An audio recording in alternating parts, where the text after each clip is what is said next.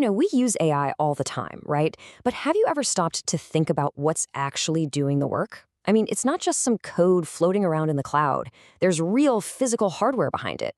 And today, we're going to pull back the curtain on the actual engines that are driving this whole AI revolution. So think about it. The next time you ask an AI a question, anything at all, just remember that somewhere a really powerful physical process is kicking into gear inside some massive data center. But what is it? What's at the very heart of all that? What is actually thinking? Well, the answer isn't some kind of magic, and it's not just an algorithm. It's a real physical thing, a super specialized piece of silicon called an AI chip. And these things, they are the real engines of this whole intelligence revolution. So that's what we're going to do. We're going to break down what they are, who's making them, and honestly, why they've basically become the most important pieces of tech on the entire planet. All right, first up, the unseen engines of AI. Why your laptop's processor isn't enough. Okay, so you might be wondering, why do we even need these special chips? I mean, you've got a powerful processor in your laptop, right? Why can't that just run something like ChatGPT? Well, it all comes down to a really fundamental difference in how these things are designed to think. Okay, check out this analogy. It's a great one. Think of your normal computer chip, a CPU, like a Formula One race car. It's unbelievably fast, and it's a genius at tackling a few really complicated tasks, one after the other. But an AI chip, that's totally different. It's like a 1,000-lane superhighway. It's not about speed on one task. It's about handling millions of simple calculations all at the exact same moment. And that, right there, is the whole ballgame. This whole idea has a name. It's called massive parallelism.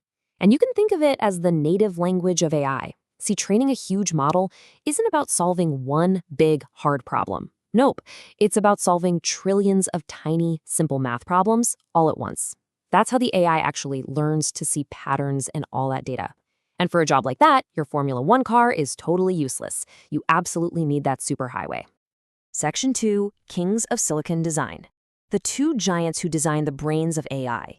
So who's actually designing these incredible superhighways? Well, a lot of companies are jumping into the race now, but really the whole landscape is dominated by two absolute giants. And what's fascinating is they took completely different paths to get to the top. First up, you've got Nvidia, and their story is kind of wild. This is a company that got famous making GPUs, graphics cards for video games. But then, almost by accident, they figured out their hardware was perfect for AI. Today, their chips like the H100 are just jam-packed with these specialized things called Tensor Cores. You can basically think of them as little mini factories built to do the exact kind of math that AI needs. But here's the thing, their real power isn't just in a hardware. Yeah, Nvidia's real secret weapon, their killer app, is a software platform called CUDA. What they did, and this was genius, was create this whole ecosystem that made it super easy for developers to use their chips for AI.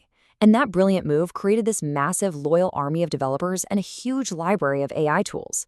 It's like they built this giant protective moat around their castle that competitors find almost impossible to get across. They don't just own the hardware, they own the language everyone speaks. Okay, so while Nvidia was busy turning its gaming chips into AI powerhouses, Google took a totally different approach. They said, you know what, we're going to build our own chip from scratch, and they did. It's called the TPU, the Tensor Processing Unit, and it was designed for one job and one job only, running AI models as efficiently as possible. I mean, these are the chips that power pretty much every Google product you touch, Search, Gemini, YouTube. But here's the key difference. Unlike Nvidia, which sells its chips to everyone, Google mostly keeps these amazing chips for itself. Section 3, the global assembly line. The invisible giants who build and fuel the chips. So, here's the thing. Designing one of these chips is just one part of the story. Making them? That's a whole other level. We're talking about some of the most complex things humans have ever built. And the companies that design them, like Nvidia and Google, they don't actually make them. That job goes to a whole other group of experts in this incredibly complicated global supply chain. So, if Nvidia and Google are just designing the blueprints, who's actually building the things? This is such a critical part of the story, and honestly, it's the part most people don't know about. Those designs from Silicon Valley are they're just designs on a computer.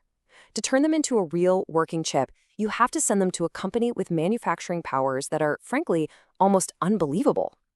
And that company is TSMC, the Taiwan Semiconductor Manufacturing Company. You might not have heard of them, but they are the invisible giant, the silent backbone of our entire digital world.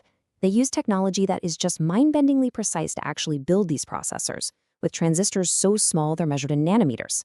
Let's be clear, without TSMC, the amazing designs from Nvidia and Google would just stay on a computer screen. They wouldn't exist. And it's not just them, it's this incredible team effort. So here's how it works. First, TSMC builds the main brain, the processor. At the same time, another company, like SK Hynix, builds what's basically the fuel tank for the chip. It's called high bandwidth memory, or HBM. And get this, they stack the memory chips vertically like a tiny microscopic skyscraper just so it can deliver data at insane speeds. Then, the final magic trick. TSMC uses this super advanced packaging technique to basically glue that memory skyscraper right next to the processor. It creates this super fast, direct connection so the brain never ever starves for data. All right, part 4, the staggering cost of intelligence, understanding the mind-boggling scale of AI infrastructure. So we know who designs them and who builds them, but now we've got to talk about the cost and the sheer scale of all this. Because honestly, the numbers we're about to get into are, well, they're just staggering. Okay, let's just start with one chip. A single, top-of-the-line Nvidia H100 GPU. Price tag? Up to $40,000 for one chip. That is more than a lot of brand new cars. And what about the electric bill? Well, when that chip is running at full speed, it's pulling 700 watts of power. That's one chip pulling more electricity than a high-end gaming PC, more than your microwave oven. But that's just one chip, and this is where the scale just becomes completely mind-bending. You don't train a big AI model with one chip, or even 100. To train something on the level of a GPT-4 or a Gemini, you need a cluster of more than 10,000 of these things, all working together 24/7 for weeks, maybe even months on end. So, what happens when you plug all of that in? You take that cluster of 10,000 GPUs, and it will consume over 10 megawatts of electricity. That is enough power to run an entire small town. This isn't just computing anymore. This is industrial scale computing. And there's a really important reason for all this insane scale. You have to understand there are two different jobs these chips do: training and inference. Think of it this way. Training is like building the brain from scratch. It's the super hard, energy-intensive part that requires that small town's worth of power. Inference, on the other hand, is just using the brain that's already built, asking it a question. That's way easier. But the key is, before you can use the brain, you first have to go through that brutal process of building it. Okay, section 5. Why this physical world matters. AI isn't magic. It's an industrial scale enterprise. So let's try all of this together. Why is it so important to understand this physical, industrial side of AI? Well, because once you do, it completely changes how you think about what AI actually is. So here's the bottom line, the big takeaway.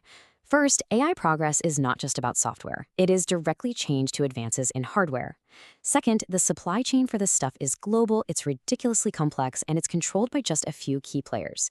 This means the future of AI is being shaped not just by coders, but by the companies that design, build, and fuel these chips.